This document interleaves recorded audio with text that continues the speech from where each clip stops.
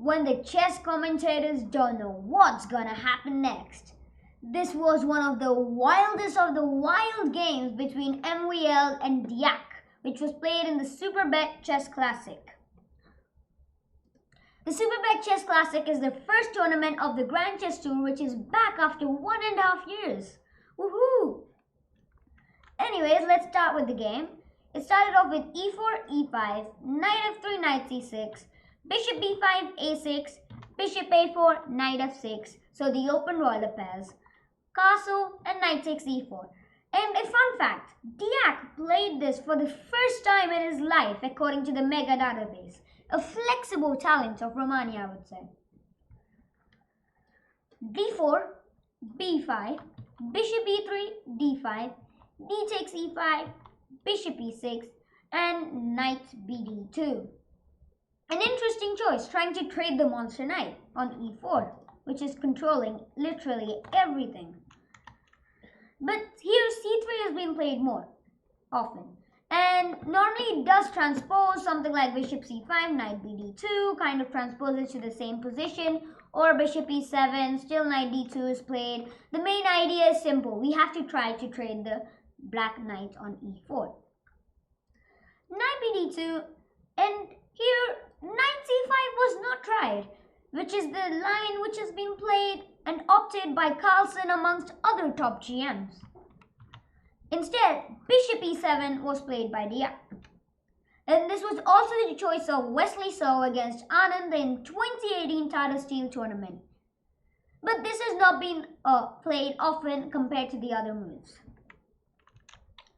Bishop e7, c3, so kind of transposed. Castle, bishop to c2, f5, e takes f6, knight takes f6, and a4. MVL diverging from theory quickly as they plays this move, which has been only tried 9 times.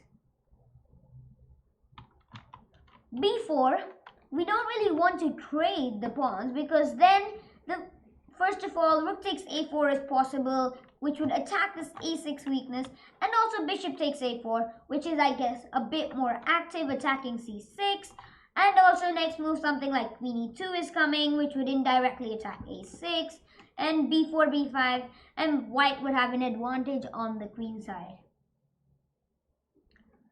So b4, rook to e1, and bishop to g4. Here, another game continued, queen d7, which was seen in the game of Fedosiev against Vidit, in which the former won because it was a positional struggle, and in the end, Fedosiev won through. But bishop g4 was tried, and knight f1. This is the main novelty. Here, h3 was tried by Firouzja against Fedosiev, who was this time black, and the game was peaceful as well. But knight f1, bishop c5, bishop e3, d4. Deac goes for the aggressive move. Trading would not be so good because it would activate the white knight on f1, which is right now currently not doing anything. So d4, c takes d4, knight takes d4, bishop takes d4, bishop takes f3, queen takes f3, queen takes d4, and rook a d1. I think this is a nice move, prompting black to take on b2. And Deac accepts it. Queen takes b2. And here, there was a better move than bishop takes h7 check, which was one of the recommendations of the commentators. So it's your move, white to play, and how should white continue? Pause the video if you need to. If you found it, well done. Rook to e2. The quiet move, indeed, threatening a cunning idea of bishop takes h7 check, now winning the queen.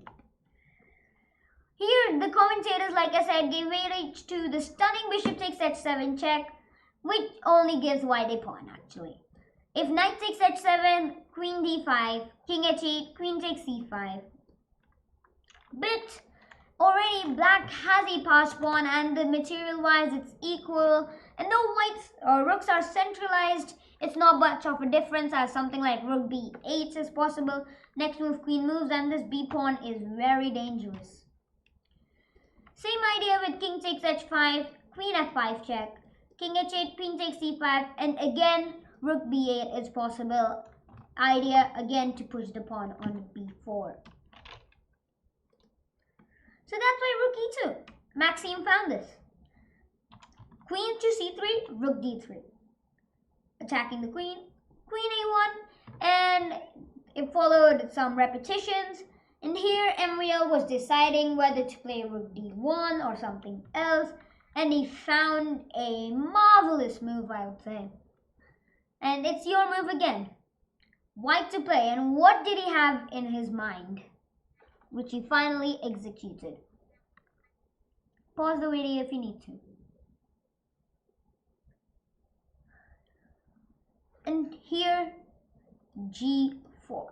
The marvelous idea was overlooked by the commentators themselves, and the simple plan is to push the pawn forward and play on the light squares, as he has the light squared bishop compared to black's dark squared bishop. So it would be natural to play on the light squares and attack h7 or go bishop b3, attack this diagonal. And here, after g4, it's your move again, but this time from the other side. How should black defend? Pause the video if you need to.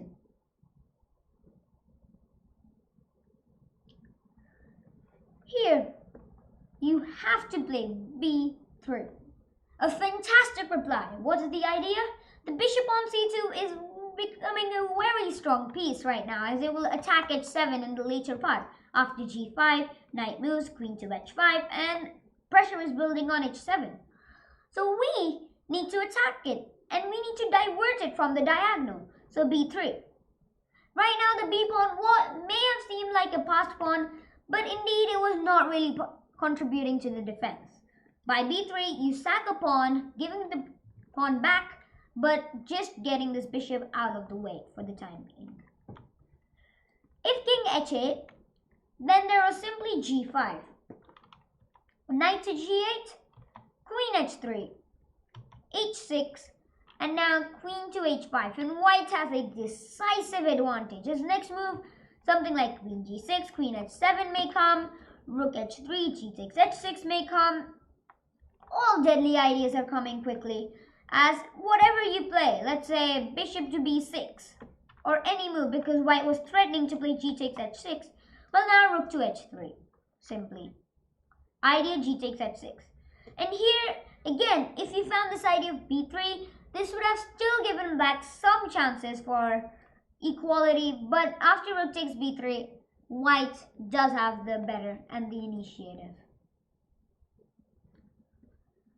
Let's go to board. b3, bishop takes b3, king h8, g5, knight g8, queen to d5. And getting the queen to a central square. Next move, rook h3 is planned, and also just pressurizing on g8. And the problem is this knight has nowhere to move right now. And also, of course, attacking the bishop on c5. The problem is, in this position for black, that this black knight has nowhere to move. All the central squares are blocked, and he can only go backwards. Again, knight e8 is also not possible, and only knight g8 is the plausible option.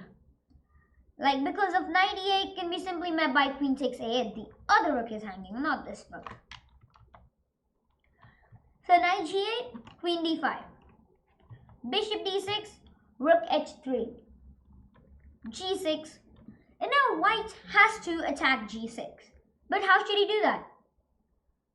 White to play, and can you find how should white continue? Pause the video if you need to.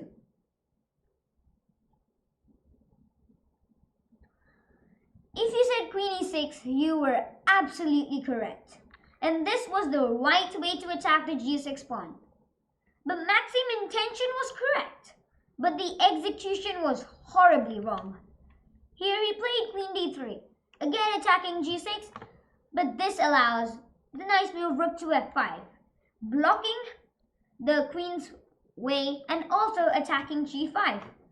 And now suddenly white is in a weird position. How should he continue? And the only move which Maxime found was queen c3 check, which would I would say another inaccuracy. Queen e3 would have been slightly better, defending g5, and though black is now has the upper hand in trying to attack, white still can hold. But queen d3 was a massive blunder indeed. Queen c3 check was played, queen takes c3, rook takes c3, rook takes g5 check, knight g3, knight f6, and king f1. And another inaccuracy. White had to kick this rook on g5 away. h4 would have been the better move. Rook g4, rook c4. We have to trade the pieces, as right now with two rooks it would be much easier to convert a one-pawn advantage. Rook takes c4, bishop takes c4, a5, and knight e4. And white could have played for a draw, as okay, knight takes e4, rook takes c4, and okay, black is a pawn up, but white can easily try to attack it. And if white is able to swap off the rooks, then the opposite colored bishop would give him a draw. But of course, black will not try to do that. And here he may play rook b8, threatening rook b4. So white will play bishop b5, threatening rook e8 check. And king g7, stopping that. And this may go to a draw as well, as black has no real counter way to white's position. Knight f6, king to f1. So rook b8, attacking b3, pressurizing the b3 bishop. h3, another weakening move. Why is h3 necessary? Black was not threatening any knight g4 unless white wanted to bring his king to e1 and d2, which was, I would say, the wrong idea. Here, better, of course, was to go forward with rook e6, attack the knight. Knight g4, king g2. Okay, play aggressively and actively and make threats. But MVL didn't do that and he played h3. Rook e5 and another inaccuracy. Bishop c4. This is not the way how you need to defend the rook on e2. The rook should either exchange it, bishop takes e5, and then rook e3, attack the bishop, bishop d4, never mind, rook d3. And okay, wherever the bishop moves, we're going to try to attack it. And if it goes to bishop to b2, then simply bishop c4, attacking a6. Something like rook b4, bishop takes a6, rook takes a4, and bishop b5. And this again would have been a bit weird for white to play, but still he would have some drawing chances.